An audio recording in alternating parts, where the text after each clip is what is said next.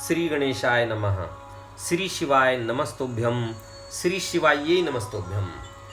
पहले तो मैं सभी शिव भक्तों को गणेश चतुर्थी की आज बहुत बहुत शुभकामनाएं दे रहा हूँ। भगवान गणेश आप सभी भक्तों की मनोकामना पूर्ण करे, सबके जीवन में मंगलमय हो और सभी के घर में रिद्धि सिद्धि शुभ लाभ जय विजय आमोद प्रमोद संतोषी माता सपरिवार सहित भगवान गणेश पधारें। आज की जो कथा है वो भगवान शिव की जो पुराण है, शिव पुराण है, उसमें वायव्य संहिता यह आखिरी अध्याय की आखिरी कथा है। आज अंतिम दिवस की कथा है हमारी। आज के दिन हमारे शिव पुराण की कथा संपूर्ण हो जाएगी। मुझे बहुत खुशी है कि बहुत से शिव भक्त इस कथा से जुड़ गए हैं।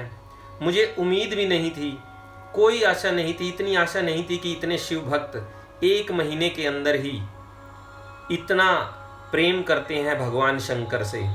और जो भी शिव भक्त इस कथा को सुन रहे हैं उसके जीवन में निसंदेह परिवर्तन होगा, उसके कष्ट कठिनाइयाँ दूर होगी, उसकी मनोकामना पूर्ण होगी। जो सच्चे मन से सच्चे हृदय से भगवान शिव का चिंतन कर रहा है, जो माँ पार्वती का चिंतन कर रहा है, उसकी अवश्य मनोकामना पूर्ण होगी। कथा में लिखा हुआ है, भगवान शंकर कहते हैं कि जो भक्त अगर किसी मनोकामना के साथ मेरी पूजा करता है तो उसको मैं बहुत कम ही जो है फल देता हूँ, क्योंकि भगवान कहते हैं कि ये तो मतलब वाली दोस्ती हुई। कहते हैं ना, आजकल व्हाट्सएप के स्टेटस पे लगाते हैं कि मतलबी दुनिया से बच के रहें, सिर्फ दिखावे पर ना जाएं, लोग मतलबी होते हैं। इसलिए भगवान भी जो मतलबी होते हैं, जो सिर्फ कि भगवान मेरा ये वचन है ये पूरा कर दो, मुझे ये कामना है ये मेरी पूरी कर दो, ऐसा कहकर भगवान की पूजा करने लग जाते हैं। जब मनोकामना पूर्ण हो जाती है फिर भगवान को छोड़ देते हैं। बहुत से लोग हैं केवल भगवान शंकर को सोमवार को ही पूजा करते हैं, बाकी दिन भगवान चले गए, ऐसा नहीं है। या बहुत से लोग ऐसे हैं केवल सावन मास में ही भगवान शंकर को नहलाते हैं, शिवरात्रि के दिन ही भगवान शंकर की पूजा करते हैं, ऐसा नहीं है। भगवान शंकर की रोजाना पूजा करनी चाहिए और भगवान शंकर के साथ माँ पार्वती की भी विशेष पूजा करनी चाहिए। यह शिव पुराण में विशेष कहा गया है, क्योंकि जो अर्धनारीश्वर है, शिवलिंग में अर्धनारीश्वर रूप विराजमान है, ऐसा शिव पुराण में कहा गया है।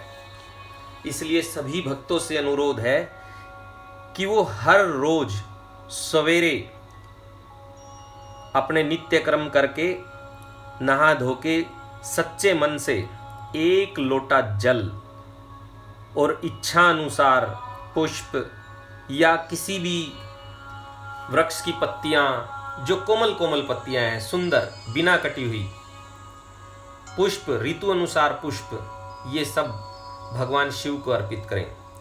बिल्व पत्र तो विशेष भगवान शिव को अर्पित करने चाहिए।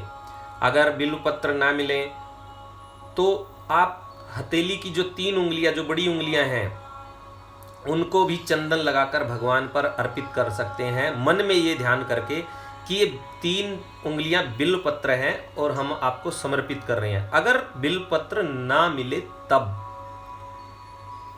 ये होती है मन से पूजा, मानसिक पूजा। इसलिए सभी भक्तों से अनुरोध है, जितने भी शिव भक्त इस कथा को सुन रहे थे, इस कथा को सुन रहे हैं, मैं इस कथा को 2 बार श्रवण कर चुका हूँ। इस कथा में बहुत से उपाय हैं। ये तो समुद्र है, समुद्र जैसे समुद्र में गोता लगाकर एक मणि मिल जाता है, वैसे आपको एक उपाय बताया जाता है कथा में। लेकिन आप लोग अगर इस कथा को श्रवण करोगे ना बहुत प्यार से, अच्छी तरह से, तो उसी में से ही उपाय मिलते हैं। उपाय, व्रत और ये नक्षत्र क्या हैं किस किस दिन, जैसे बताते हैं गणेश चतुर्थी को जो है ये पूजा करो, भगवान गणेश को सिंदूर लगाओ, उनकी दुर्वा से पूजा करो, शिवरात्रि को भगवान शिव की पूजा करो, तृतीया को माँ पार्वती की दुर्गा की पूजा करो, एकादशी को भगवान विष्णु की पूजा करो। ये जो दिन हैं, ये दिन, इन दिनों में भगवान को अच्छे शुभ नक्षत्रों में सिद्धियां प्राप्त हुई थी। माँ पार्वती को भगवान शिव मिले थे, अष्टमी को उनका जन्म हुआ था, गणेश जी का चतुर्थी के दिन, भाद्रपद की चतुर्थी के दिन उनका जन्म हुआ था, इसलिए आज का दिन बहुत ही मंगलमय है। तो ये जो व्रत हैं, जो दिन हैं, शुभ दिन हैं, इन दिनों में देवताओं को बहुत ही शुभ फल मिले थे। इसलिए हम तो मनुष्य हैं, तभी इन दिनों में भगवान का पूजन अर्चन करते हैं। जिस देवता ने जिस पुष्प से पूजा करी और जो वर मांगा वही उपाय बन गया, उसी को हम लोग भी करते हैं। इसलिए इस समुद्र में गोता लगाकर एक बार देखो तो, जो शिव भक्त इस समुद्र में गोता लगाएगा ना, उसको तो अनेक रत्न मणि, सोना चांदी, हीरे जवाहरात, बहुत सारे उपाय मिलेंगे। अगर जीवन जीना है समाज में, समाज के अनुसार जिंदगी जीनी है, तो हमें राम कथा सुननी चाहिए। श्री राम कथा का रसास्वादन जीवन जीने के लिए होता है। और भक्ति का मार्ग अगर प्राप्त करना है, भक्ति प्राप्त करनी है, तो हमें श्रीमद् भागवत पुराण सुनना चाहिए। और अगर हमें मोक्ष की कामना प्राप्त करनी है, इस संसार बंधन से छूटना है, हमें अपने जीवन की मुक्ति पानी है, ये जन्म मरण के खेल से, इस पाशुपत शरीर से, जो ये पशु तत्व जो शरीर है, पशु के समान जो शरीर है, इससे मुक्ति पानी है, तो हमें शिव पुराण का सहारा लेना चाहिए। हमें शिव पुराण को श्रवण करना चाहिए। मैं और अधिक इस विषय में नहीं कह सकता, क्योंकि जितना शिव पुराण में कहा जाए उतना थोड़ा है। पता ना कितने जन्म कम पड़ जाएंगे इस पुराण के लिए कहने से। तो आज की जो कथा है वो हमारी अंतिम कथा होगी। और ये जो शिव ज्ञान है, ये ऐसे ही सभी नहीं पा सकते। जिन पर भगवान शिव की कृपा होती है, उन्हीं को ही यह शिव ज्ञान प्राप्त होता है, अन्यथा ऐसे किसी को प्राप्त नहीं हो सकता। जिस पर भगवान शंकर और माँ पार्वती की कृपा होती है, केवल उसी भक्त को ये शिव कृपा मिलती है, ये शिव पुराण सुनने को मिलता है, भक्ति मिलती है। और एक चीज इस पुराण में कहा गया है कि शिव के साथ साथ भगवान नारायण, भगवान वासुदेव, भगवान श्री राम, इनकी भी साथ में पूजा करनी चाहिए, तो भगवान और भी अधिक प्रसन्न होते हैं। इसलिए मैं सभी शिव भक्तों से अनुरोध करता हूं कि भगवान शिव से संबंधित, भगवान कि जो भी, अगर आपके मन में जो भी दुविधा हो, कुछ भी पूछना हो, तो आप निसंदेह कमेंट बॉक्स में लिख कर पूछ सकते हैं। एक शिव भक्त ने हमसे पूछा कि, वो शिव भक्तनी थी, उसने हमसे पूछा कि त्रिपुंड नारी लगा सकती है कि नहीं लगा सकती। बिल्कुल लगा सकती है त्रिपुंड नारी, क्योंकि माँ पार्वती जब तपस्या में लीन रहती थी, भगवान शिव की तपस्या करती थी। जब उनका विवाह नहीं हुआ था, तो सबसे पहले वो भगवान शिव को प्रसन्न करने के लिए तपस्या करने लगी थी।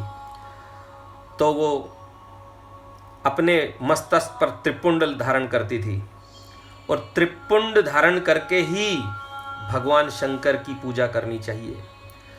सबसे अधिक और सबसे अच्छा जो उपाय है त्रिपुंड धारण करने का, वो भस्म का है। इन सब बातों से जितना भी कहेंगे, मैंने पहले भी कहा कि ये सब बातें तो पूरा दिन करते रहें, पूरा जीवन बीत जाएगा तो भी बहुत कम है। मैं आप सभी शिव भक्तों से बताऊंगा कि जो भी आप पूछना चाहेंगे, हम छोटी छोटी वीडियो के माध्यम से आपको छोटे छोटे उपाय भी जो शिव पुराण में बताए गए हैं, जैसे रुद्राक्ष कैसा धारण करना चाहिए, किस वर्ण के मनुष्य को कौन सा रुद्राक्ष धारण करना चाहिए, कितनी माला का रुद्राक्ष धारण करना चाहिए, उसका मंत्र क्या है, भस्म कैसे धारण करनी चाहिए, त्रिपुंड कैसे लगाना चाहिए, किस दिन भगवान शिव के व्रत करने चाहिए, नवरात्र कब करने चाहिए, माँ अम्बे की पूजा कब करनी चाहिए, योग कैसे करना चाहिए, इसमें प्राणायाम और योग के बारे में भी बताया गया है। तो ये सब हम अपनी छोटी छोटी वीडियो में आपको बताएंगे। इसलिए सभी शिव भक्तों से अनुरोध है कि वो कथा को लाइक भी करें, शेयर भी करें और बेल आइकन भी दबाएं, जिससे कि आपको जल्दी से वो कथा, जो छोटे छोटे लिंक हम आपको भेजेंगे, जो छोटे छोटे उपाय हैं वो हम आपको भेजेंगे, आपको मिले। इसलिए ज़्यादा समय ना लेते हुए आज हम कथा की तरफ आगे बढ़ रहे हैं। आज की कथा वायवीय संहिता अध्याय 40। कथा इस प्रकार है। वायुदेव का अंतर्ध्यान, ऋषियों का सरस्वती में अवभर्त स्नान और काशी में दिव्य तेज का दर्शन करके ब्रह्मा जी के पास जाना, ब्रह्मा जी का उन्हें सिद्धि प्राप्ति की सूचना देकर मेरु के कुमार शिखर पर भेजना। सूत जी कहते हैं, इस प्रकार क्रोध को जीतने वाले उपमन्यु से यदुकुल नंदन श्री कृष्ण ने जो ज्ञान योग प्राप्त किया था, उसका प्रणत भाव से बैठे हुए उन मुनियों को उपदेश देकर आत्मदर्शी वायुदेव सायंकाल आकाश में अंतर्ध्यान हो गए। तदंतर प्रातःकाल नैमिषारण्य के समस्त तपस्वी मुनि सत्र के अंत में अवभर्त स्नान करने को उद्यत हुए। उस समय ब्रह्मा जी के आदेश से साक्षात सरस्वती देवी स्वादिष्ट जल से भरी हुई स्वच्छ सुंदर नदी के रूप में वहां बहने लगी। सरस्वती नदी को उपस्थित देख मुनि मन ही मन बड़े प्रसन्न हुए। उन्होंने सत्र समाप्त करके उसमें अवगाहन स्नान आरंभ किया। उस नदी के मंगलमय जल से देवता आदि का तर्पण करके पूर्व वृतांत का स्मरण करते हुए वे सब के सब वाराणसीपुरी की ओर चल दिए। उस समय हिमालय के चरणों से निकलकर दक्षिण की ओर बहने वाली भागीरथी का दर्शन करके उन ऋषियों ने उसमें स्नान किया और भागीरथी के ही किनारे का मार्ग पकड़कर वे आगे बढ़े। तदंतर वाराणसी में पहुंचकर उन सबको बड़ी प्रसन्नता हुई। वहां उत्तर वाहिनी गंगा में स्नान करके उन्होंने मुक्तेश्वर लिंग का दर्शन और विधिवत पूजन किया। पूजन करके जब वे चलने को उद्यत हुए, तब उन्होंने आकाश में एक दिव्य और परम अद्भुत प्रकाशमान तेज देखा, जो करोड़ों सूर्यों के समान जान पड़ता था। उसने अपनी प्रभा के प्रसार से संपूर्ण दिगंत को व्याप्त कर लिया था। तदंतर जिन्होंने अपने शरीर में भस्म लगा रखा था, वे सैकड़ों सिद्ध पशुपत मुनि निकट जाकर उस तेज में लीन हो गए। उन तपस्वी महात्माओं के इस प्रकार लीन हो जाने पर वह तेज तत्काल अदृश्य हो गया। वह एक अद्भुत सी घटना घटित हुई। उस महान आश्चर्य को देखकर वे नैमिषारण्य के निवासी महर्षि यह क्या है, इस बात को न जानते हुए ब्रह्मवन को चले गए। इनके जाने से पहले ही लोक पावन पवनदेव वहां जा पहुंचे। उन्होंने नैमिषारण्यवासी ऋषियों का जिस प्रकार साक्षात्कार हुआ, जिस तरह उनसे उनकी बातचीत हुई, उन ऋषियों की शुद्ध बुद्धि जिस प्रकार पार्षदों सहित सांब सदाशिव में लगी थी, और जिस प्रकार उन यज्ञ परायण ऋषियों का वह दीर्घकालिक यज्ञ पूरा हुआ था, ये सारी बातें जगत दृष्टा ब्रह्म योनि ब्रह्मा जी को बताई। फिर अपने कार्य के लिए उनसे आज्ञा ले वे अपने नगर को चले गए। तदंतर अपने स्थान पर बैठे हुए ब्रह्मा जी गान की कला में परस्पर स्पर्धा रखने और विवाद करने वाले तुमरु और नारद के गान जनित रस का आस्वादन करते हुए वहां मध्यस्थता करने लगे। उस समय वे गंधर्वों और अप्सराओं से सेवित हो सुखपूर्वक बैठे थे। उस वेला में किसी बाहरी व्यक्ति को वहां जाने का अवसर नहीं दिया जाता था। इसलिए जब नैमिषारण्य निवासी मुनि वहां पहुंचे तब द्वारपालों ने उन्हें द्वार पर ही रोक दिया। वे मुनि ब्रह्म भवन से बाहर ही पार्श्व भाग में बैठ गए।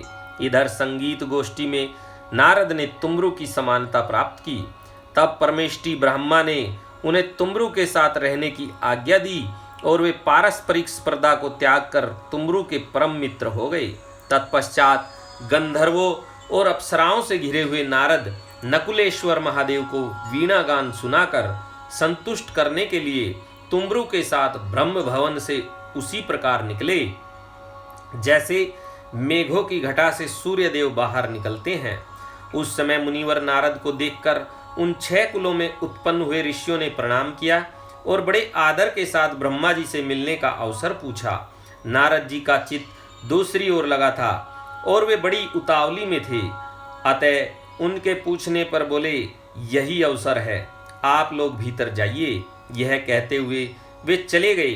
तदंतर द्वारपालों ने ब्रह्मा जी को उन ऋषियों के आगमन की सूचना दी। उनकी आज्ञा पाकर वे सब एक साथ ब्रह्मा जी के भवन में प्रविष्ट हुए। भीतर जाकर उन्होंने दूर से ही दंड की भांति पृथ्वी पर गिरकर ब्रह्मा जी को प्रणाम किया।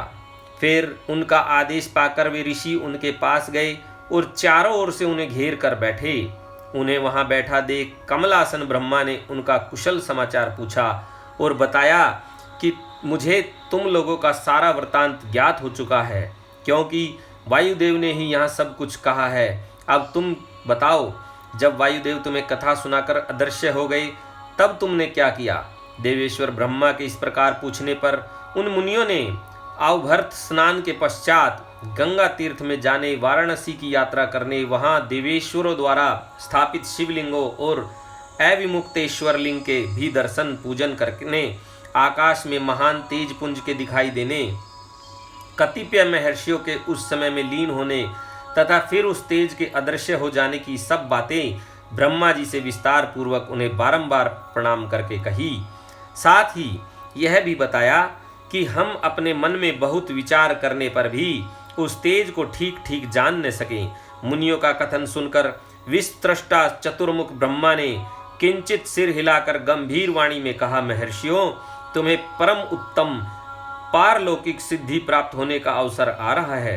तुमने दीर्घकालिक सत्र द्वारा चीरकाल तक प्रभु की आराधना की है, इसलिए वे परस्पर होकर तुम लोगों पर कृपा करने को उत्सुक हैं। उस तेज पुंज के दर्शन की जो घटना घटित हुई है उससे यही बात सूचित होती है। तुमने वाराणसी में आकाश के भीतर जो दीप्तिमान दिव्य तेज देखा था वह साक्षात ज्योतिर्मय लिंग ही था। उसे महेश्वर का उत्कृष्ट तेज समझो।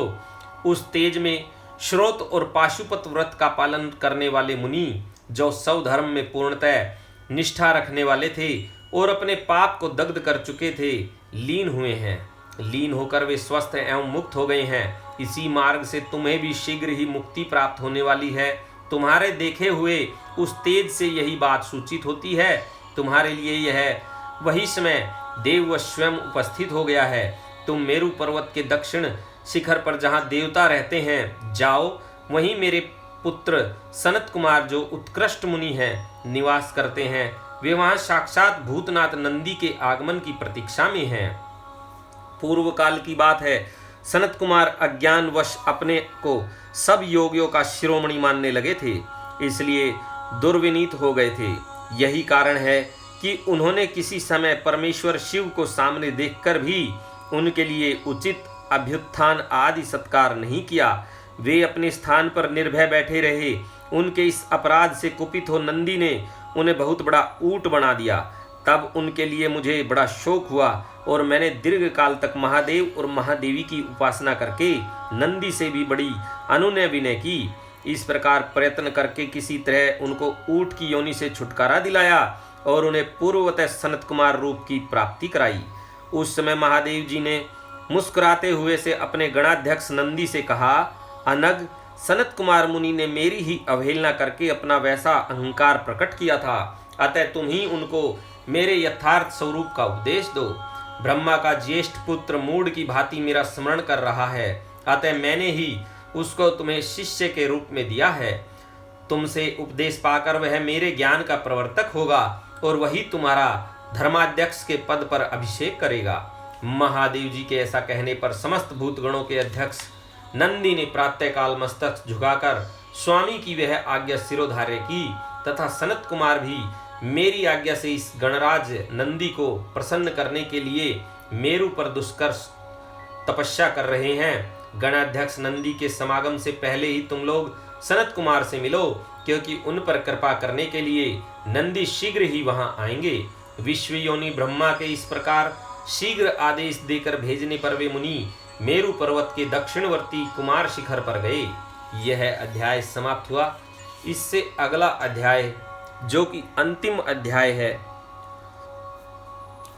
मेरुगिरी के स्कंद सरोवर के तट पर मुनियों का सनत कुमार जी से मिलना, भगवान नंदी का वहां आना और दृष्टिपात मात्र से पाश छेदन एवं ज्ञान योग का उपदेश करके चला जाना, शिव पुराण की महिमा तथा ग्रंथ का उपसंहार। सूत जी कहते हैं, वहां मेरु पर्वत सागर के समान एक विशाल सरोवर है जिसका नाम स्कंदसर है। उसका जल अमृत के समान स्वादिष्ट, शीतल, स्वच्छ, अगाध और हल्का है। वह सरोवर सब ओर से स्फटिक मणि के शिलाखंडों द्वारा संगठित हुआ है। उसके चारों ओर सभी ऋतुओं में खिलने वाले फूलों से भरे हुए वृक्ष उसे आच्छादित किए रहते हैं। उस सरोवर में सेवार, उत्पल, कमल और कुमुद के पुष्प तारों के समान शोभा पाते हैं और तरंगे बादलों के समान उठती रहती हैं, जिससे जान पड़ता है कि आकाश ही भूमि पर उतर आया है। वहाँ सुखपूर्वक उतरने चढ़ने के लिए सुंदर घाट और सीढ़ियाँ हैं।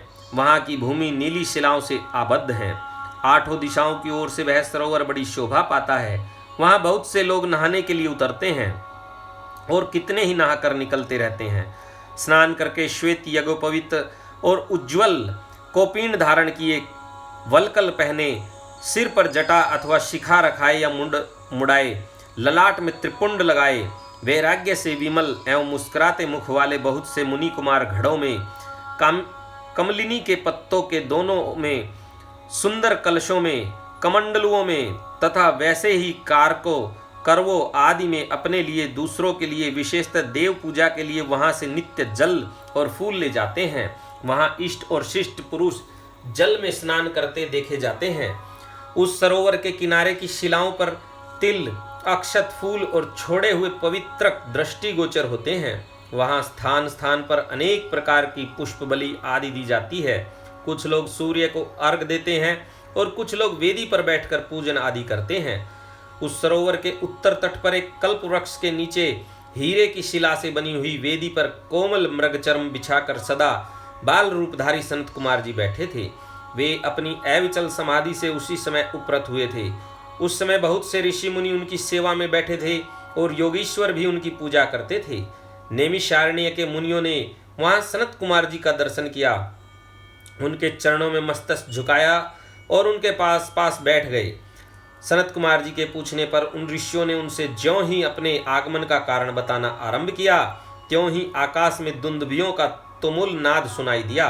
उसी समय सूर्य के समान तेजस्वी एक विमान दृष्टिगोचर हुआ, जो असंख्य गणेश्वरों द्वारा चारों ओर से घिरा हुआ था। उसमें अप्सराएं तथा रुद्र कन्याएं भी थी। वहां मृदंग, ढोल और वीणा की ध्वनि गूंज रही थी। उस विमान में विचित्र रत्न जटित चंदोवा तना था और मोतियों की लड़ियां उनकी शोभा बढ़ा रही थी। बहुत से मुनि, सिद्ध, गंधर्व, यक्ष, चारण और किन्नर नाचते गाते और बाजे बजाते हुए उस विमान को सब ओर से घेर कर चल रहे थे। उसमें वृषभ चिन्ह से युक्त और मूंगे के दंड से विभूषित ध्वजा पताका फहरा रही थी, जो उसके गोपुर की शोभा बढ़ाती थी। उस विमान के मध्य भाग में दो चंवरों के बीच चंद्रमा के समान उज्ज्वल मणि में दंड वाले शुद्ध छत्र के नीचे दिव्य सिंहासन पर शिलाद पुत्र नंदी देवी सुयसा के साथ बैठे थे। वे अपनी कांति से, शरीर से तथा तीनों नेत्रों से बड़ी शोभा पा रहे थे। भगवान शंकर को आवश्यक कार्यों की सूचना देने वाले वे नंदी मानो जगत त्रष्टा शिव के अलंघनीय आदेश का मूर्तिमान स्वरूप होकर वहां आए थे, अथवा उनके रूप में मानो साक्षात शंभु का संपूर्ण अनुग्रह ही साकार रूप धारण करके वहां सबके सामने उपस्थित हुआ था। शोभाशाली श्रेष्ठ त्रिशूल ही उनका आयुध है। वे विश्वेश्वर गणों के अध्यक्ष हैं और दूसरे विश्वनाथ की भांति शक्तिशाली हैं। उनमें विश्व त्रष्टा विधाताओं का भी निग्रह और अनुग्रह करने की शक्ति है। उनके 4 भुजाएं हैं, अंग अंग से उदारता सूचित होती है। वे चंद्रलेखा से विभूषित हैं, कंठ में नाग और मस्तक पर चंद्रमा उनके अलंकार हैं। वे साकार ऐश्वर्य और सक्रिय सामर्थ्य के स्वरूप से जान पड़ते हैं। उन्हें देखकर ऋषियों सहित ब्रह्मपुत्र सनत कुमार का मुख प्रसन्नता से खिल उठा। वे दोनों हाथ जोड़कर उठे और उन्हें समर्पण सा करते हुए खड़े हो गए। इतने ही में वह विमान धरती पर आ गया। सनत कुमार ने देव नंदी को साष्टांग प्रणाम करके उनकी स्तुति की और मुनियों का परिचय देते हुए कहा, ये 6 कुलों में उत्पन्न ऋषि हैं जो निमिषारण्य में दीर्घ काल से सत्र का अनुष्ठान करते थे। ब्रह्मा जी के आदेश से आपका दर्शन करने के लिए ये लोग पहले से ही यहाँ आए हुए हैं। ब्रह्मपुत्र सनत कुमार का यह कथन सुनकर नंदी ने दृष्टिपात मात्र से उन सबके पाशों को तत्काल काट डाला और ईश्वरीय शैव धर्म का ज्ञान एवं ज्ञान योग का उपदेश देकर वे फिर महादेव जी के पास चले गए। सनत कुमार ने वह समस्त ज्ञान साक्षात मेरे गुरु व्यास को दिया और पूजनीय व्यास जी ने मुझे संक्षेप से वह सब कुछ बताया। त्रिपुरारी शिव के इस पुराण रत्न का उपदेश वेद के न जानने वाले लोगों को नहीं देना चाहिए। जो भक्त और शिष्य न हो उसको तथा नास्तिकों को भी इसका उपदेश नहीं देना चाहिए। यदि मोहवश इन अनधिकारियों को इसका उपदेश दिया गया तो यह नरक प्रदान करता है। जिन लोगों ने सेवानुगत मार्ग से इस पुराण का उपदेश लिया, पढ़ा अथवा सुना है, उनको यह सुख तथा धर्म आदि त्रिवर्ग प्रदान करता है और अंत में निश्चय ही मोक्ष देता है। इस पौराणिक मार्ग के संबंध में आप लोगों ने और मैंने एक दूसरे का उपकार किया है, अतः मैं सफल मनोरथ होकर जा रहा हूँ। हम लोगों का सदा सब प्रकार से मंगल ही हो। सूत जी के आशीर्वाद देकर चले जाने और प्रयाग में उस महायज्ञ के पूर्ण हो जाने पर वे सदाचारी मुनि विषय कुलसित कलिकाल के आने से काशी के आसपास निवास करने लगे। तदंतर पशुपास से छूटने की इच्छा से उन सब ने पूर्णता पाशुपत व्रत का अनुष्ठान किया और संपूर्ण बोध एवं समाधि पर अधिकार करके वे अनिंद महर्षि परमानंद को प्राप्त हो गए। व्यास उवाच। यहाँ पर संस्कृत में एक श्लोक है, इसका हम हिंदी में अनुवाद हो रखा है, वह आपको बता रहे हैं। व्यास जी कहते हैं, यह शिव पुराण पूरा हुआ। इस हितकर पुराण को बड़े आदर एवं प्रयत्न से पढ़ना तथा सुनना चाहिए। नास्तिक श्रद्धाहीन शठ महेश्वर के प्रति भक्ति से रहित तथा धर्मध्वजी पाखंडी को इसका उपदेश नहीं देना चाहिए। इसका एक बार श्रवण करने से ही सारा पाप भस्म हो जाता है। भक्तहीन भक्ति पाता है और भक्त भक्ति की समृद्धि का भागी होता है। दोबारा श्रवण करने पर उत्तम भक्ति और तीसरी बार सुनने पर मुक्ति सुलभ हो जाती है। इसलिए मुमुक्षु पुरुषों को बारंबार इसका श्रवण करना चाहिए। किसी भी उत्तम फल को पाने के लिए शुद्ध बुद्धि से इस पुराण की 5 आवृत्ति करनी चाहिए। ऐसा करने से मनुष्य उस फल को प्राप्त कर लेता है, इसमें संशय नहीं है। प्राचीन काल के राजाओं, ब्राह्मणों तथा श्रेष्ठ वेश्यों ने इसकी 7 आवृत्ति करके शिव का साक्षात दर्शन प्राप्त किया है। जो मनुष्य भक्तिपरायण हो इसका श्रवण करेगा, वह भी इहलोक में संपूर्ण भोगों का उपभोग करके अंत में मोक्ष प्राप्त कर लेगा। यह श्रेष्ठ शिव पुराण भगवान शिव को अत्यंत प्रिय है। यह वेद के तुल्य माननीय, भोग और मोक्ष देने वाला तथा भक्ति भाव को बढ़ाने वाला है। अपने प्रथम गणों, दोनों पुत्रों तथा देवी पार्वती जी के साथ भगवान शंकर इस पुराण के वक्ता और श्रोता का सदा कल्याण करे। श्री शिवाय नमस्तोभ्यम, श्री शिवाये नमस्तोभ्यम। जय हो शिव पुराण की। वायवीय संहिता संपूर्ण और शिव पुराण भी संपूर्ण हुआ। सभी शिव भक्त एक बार अपने मन में, अपने हृदय से माँ शिवा और भगवान शिव का ध्यान करके एक बार अवश्य बोलें, ओम नमः शिवाय, ओम नमः शिवाय। अभी हमने शिव पुराण को समाप्त किया। वैसे यह पुराण तो कभी समाप्त होता ही नहीं है। अगर देखा जाए तो भगवान की जितनी ज़्यादा भक्ति की जाए उतना ही कम है। लेकिन आज की कथा और शिव पुराण की जो कथा है, जो गीता प्रेस गोरखपुर द्वारा प्रकाशित है, वह आज संपूर्ण हुई। सभी शिव भक्तों का कल्याण हो। मेरे द्वारा जो आप लोगों को यह कथा सुनी है और जो मैंने सुनाई है, इसमें अगर कोई भी त्रुटि हुई है, कोई भी दोष हुआ है, तो मैं आप सभी शिव भक्तों से क्षमा याचना कर रहा हूँ और भगवान शंकर और माँ पार्वती से भी क्षमा याचना कर रहा हूँ, माँ गायत्री से भी क्षमा याचना कर रहा हूँ, भगवान श्री कृष्ण और हनुमान जी महाराज से, भगवान गणेश जी महाराज से, सभी देवी देवताओं से मैं अगर इस पुराण को सुनाते हुए कोई भी त्रुटि हो गई हो, कोई भी गलती हो गई हो, तो मुझे क्षमा करें। जितना इसमें लिखा था वह मैंने आपको सविस्तार बताया है। अपनी तरफ से या इधर उधर से कोई भी मैंने आपको बात नहीं बताई। इसलिए सभी शिव भक्तों से मैं अनुरोध करता हूँ कि इस शिव पुराण को आप सुने, औरों को भी सुनाएं।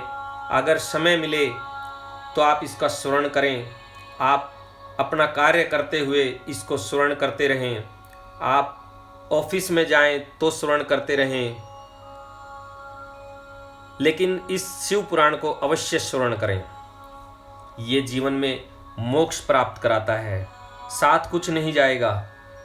मरने पर कोई आपको कुछ नहीं देगा, लेकिन जो भक्ति करेगा, भगवान शिव में ध्यान लगाएगा, वह ही साथ जाएगा। जितना हम धर्म कर्म करते हैं वह सब लेखा झोंका होता है। अनजाने में हमसे बहुत से अपराध हो जाते हैं, इसलिए हिसाब चलता रहता है, प्लस माइनस।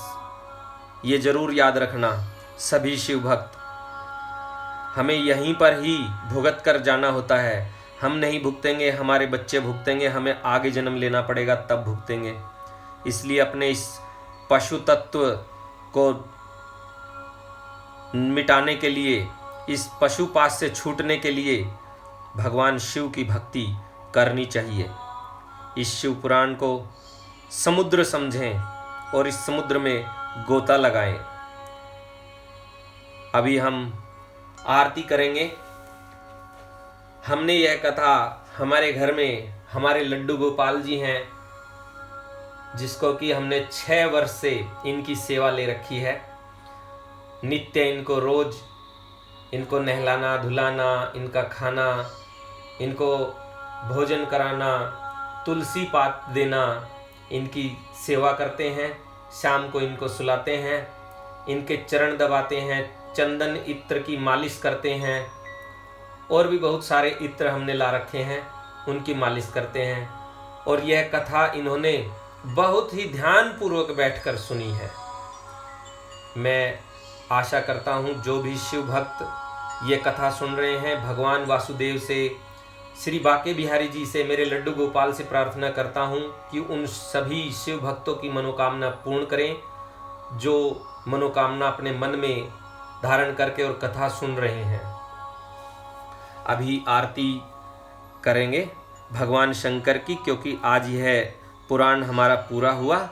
और इस पुराण से संबंधित भगवान शिव से संबंधित आप सभी शिव भक्तों से अनुरोध है, जो भी अगर कुछ पूछना है, कोई उपाय, कुछ भी भगवान शंकर से के बारे में, तो बेहिचक पूछ सकते हैं। इस पुराण में जितना बताया गया होगा, जो अब तक मैंने श्रवण किया है, वह जरूर आपको बताया जाएगा। आप कमेंट्स कर सकते हैं, कथा को लाइक्स करें, शेयर करें, औरों को भी सुनाएं। वैसे तो अभी मन ऐसे कर रहा है कि बार बार इसको पढ़ते रहें, लेकिन भगवान शंकर की जब इजाज़त होगी तो इसको पढ़ेंगे। श्रावण में हमने इस कथा को शुरू किया था, आज गणेश चतुर्थी है, इसको जो है समाप्ति की तरफ है। और 84 दिन के अंदर शिव पुराण को हमने पढ़ना चाहिए, ऐसा शास्त्रों में नियम है। इससे आगे हम अपने चैनल पर, हमने पहले भी बताया कथा शुरू करने से पहले, कि हम छोटी छोटी वीडियो ज़रूर डालेंगे जो उपाय बताए हैं, जितने इस शिव पुराण में उपाय हैं, जितने व्रत हैं, कैसे पूजा करनी चाहिए भगवान शंकर की, किस दिशा में करनी चाहिए, पूजा करने से पहले हमको क्या क्या सावधानियां बरतनी चाहिए, तो ये सब हम आपको अपनी छोटी छोटी वीडियो के माध्यम से बताएंगे। इसलिए आप चैनल को लाइक करें, सब्सक्राइब करें, ताकि वो सब उपाय आपको मिलते रहें। अभी ज़्यादा कहने से कोई लाभ नहीं है। अब हम भगवान शंकर की आरती करते हैं। आप सभी भी अपने घर में आरती कर सकते हैं। इसी के साथ श्री शिवाय नमस्तोभ्यम, श्री शिवाये नमस्तोभ्यम। जो भी शिव भक्त इस शिव ग्रंथ को प्रतिदिन स्मरण करता है, इसका कोई भी अध्याय, कोई भी संहिता इसकी श्रवण करता है, भगवान शंकर उन सभी भक्तों की मनोकामना पूर्ण करें। जय शिव शंकर।